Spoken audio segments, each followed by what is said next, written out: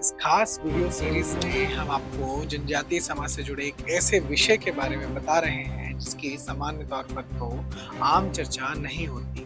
लेकिन जनजातीय क्षेत्रों में इस विषय को लेकर ना सिर्फ हलचल है, बल्कि कई स्थानों में तो इस विषय ने विशाल आंदोलनों का भी स्वरूप ले लिया है। आज के एपिसोड में हम बताने जा रहे हैं डी लिस्टिंग के बारे में, जिसको लेकर बाबा कार्तिक उरांव के जो प्रयास थे। 8 दिसंबर को उनकी पुण्यतिथि आती है, तो उनको नमन करते हुए शुरू करते हैं इस खास वीडियो सीरीज का एपिसोड। मैं हूं शुभ उपाध्याय और आप देख रहे हैं द नैरेटिव।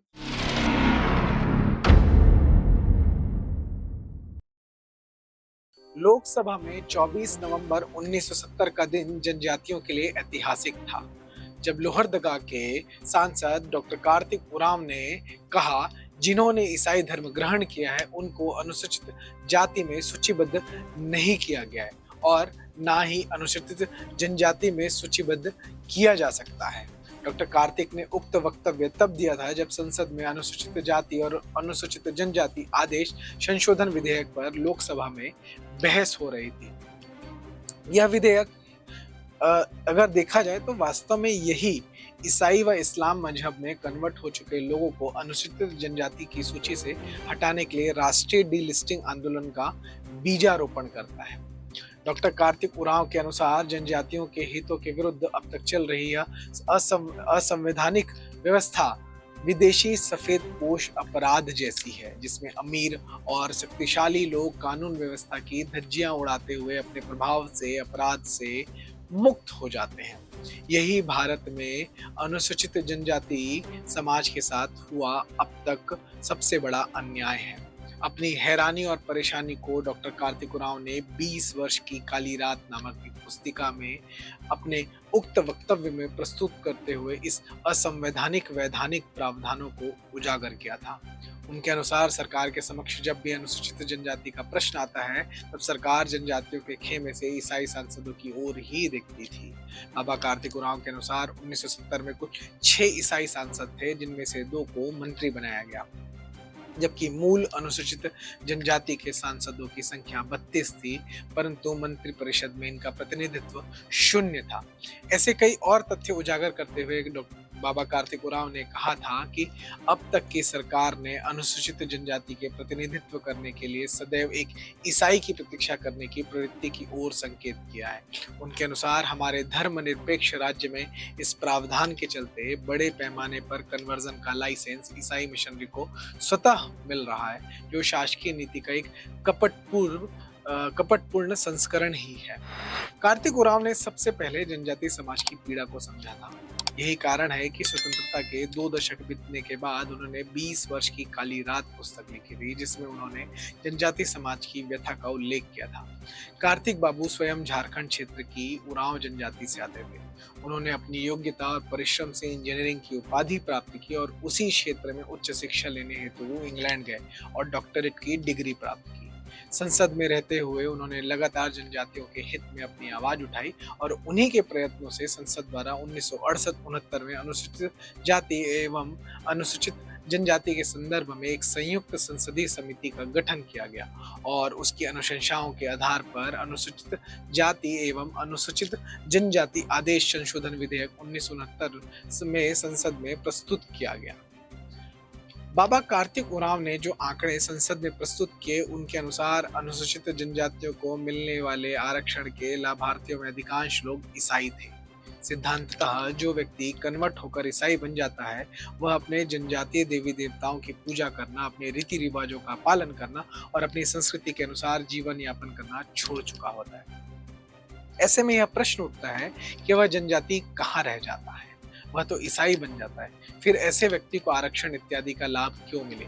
यही बात कार्तिक उरांव ने संसद में बहुत जोरदार तरीके से उठाई।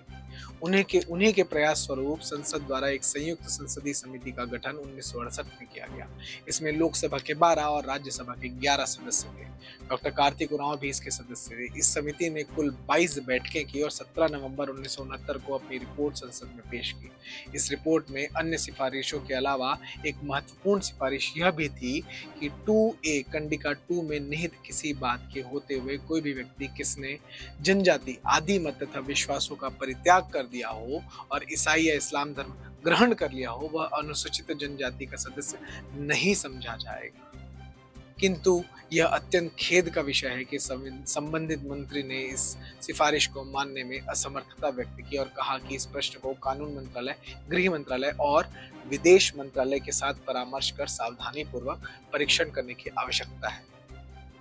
कानून और गृह मंत्रालय से परामर्श करने की बात तो समझ में आती है, किंतु विदेश मंत्रालय से चर्चा करना अत्यंत चौंकाने वाली और हैरानी वाली बात थी। इसमें पश्चिमी देशों का और चर्च का दबाव स्पष्ट दिख रहा था। उसके बाद 1 वर्ष तक लोकसभा में इसकी बहस नहीं हुई। प्रधानमंत्री इंदिरा गांधी पर देश भर के ईसाई मिशनरियों से दबाव आने लगे कि वे इस सिफारिश का विरोध करें। ईसाइयों द्वारा 50 संसद सदस्यों के हस्ताक्षर से इंदिरा गांधी को एक स्मरण पत्र दिया गया कि वे इस सिफारिश को स्वीकार ना करें। स्वयं डॉक्टर कार्तिक उरांव ने 10 नवंबर 1970 को 348 संसद सदस्य थे, 322 लोकसभा से और 26 राज्यसभा से, उनके हस्ताक्षर से एक ज्ञापन प्रधानमंत्री इंदिरा गांधी को सौंपा, जिसमें संयुक्त संसदीय समिति की उक्त सिफारिश को स्वीकार करने की मांग की गई, परंतु सरकार इस विषय पर बहस कराने का साहस ही नहीं दिखा पाई।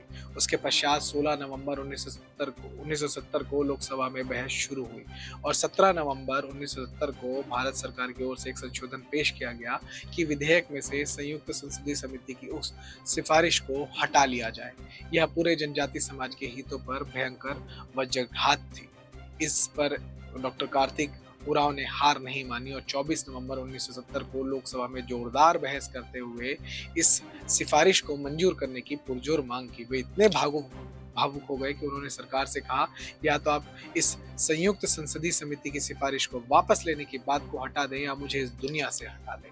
इस पर सभी संसद सदस्यों ने उस जो जेपीसी की सिफारिश थी उसका साथ दिया। ऐसी परिस्थिति में सरकार ने बहस को स्थगित कर दिया और आश्वासन दिया कि बहस उसी सत्र के अंत में की जाएगी, परंतु दुर्भाग्य से ऐसा हो ना सका क्योंकि 27 दिसंबर 1970 को लोकसभा भंग हो गई। इसके बाद भी उन्होंने इंदिरा जी से आग्रह पूर्वक निवेदन किया कि जनजाति समाज की संस्कृति और पहचान की रक्षा हेतु जेपीसी द्वारा अनुशंसित संशोधन को मंजूर किया जाए और संविधान के अनुच्छेद 342 में भी जनजातियों को धर्मांतरण के विरुद्ध वैसा ही आरक्षण दिया जाए जैसा कि अनुच्छेद 341 में अनुसूचित जातियों को दिया गया है।